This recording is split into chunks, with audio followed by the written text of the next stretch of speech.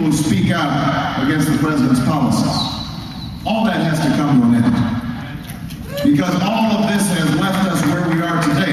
More divided, more distrusted, more in debt, and mired in an endless war.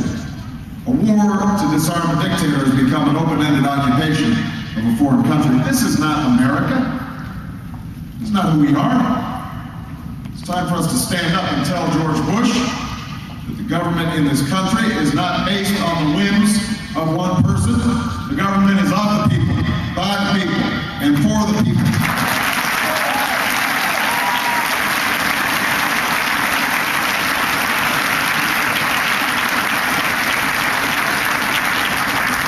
We thought we had learned this lesson.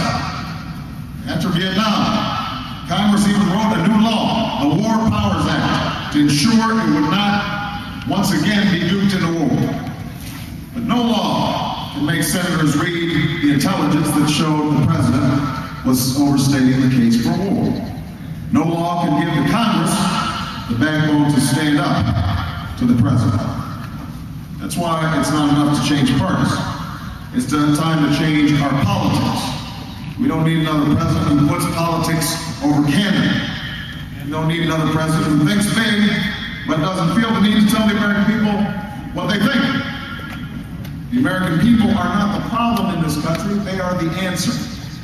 And it's time we had a president who acted like that.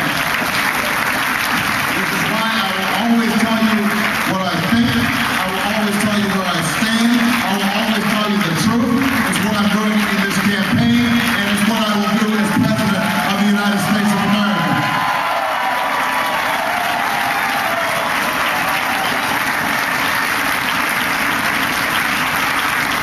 As President of the United States, I will lead to a new era of openness. I'll get the politics out of the intelligence agencies. I'll stop the excessive secrecy. I'll turn the page on a politics that treats national security as a partisan issue, as opposed to an American issue. Because it's time to unite America.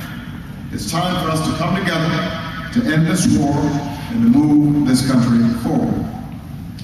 There's those who suggest that there are easy answers to the challenges we face.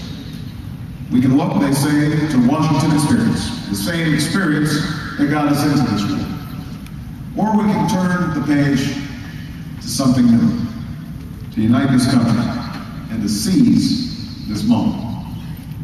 Now, I'm not a perfect man, and I will not be a perfect president, but my own American story tells me that this country moves forward when we cast aside our doubts and begin to seek new beginnings. It's what brought my father across an ocean in search of a dream. It's what I saw in the eyes of men and women and children in Southeast Asia who learned the word America when I was growing up in. I could see that they thought of all the possibilities beyond the horizon. It's what I saw on the streets of the South Side when people who had every reason to give in finally decided to pick themselves up.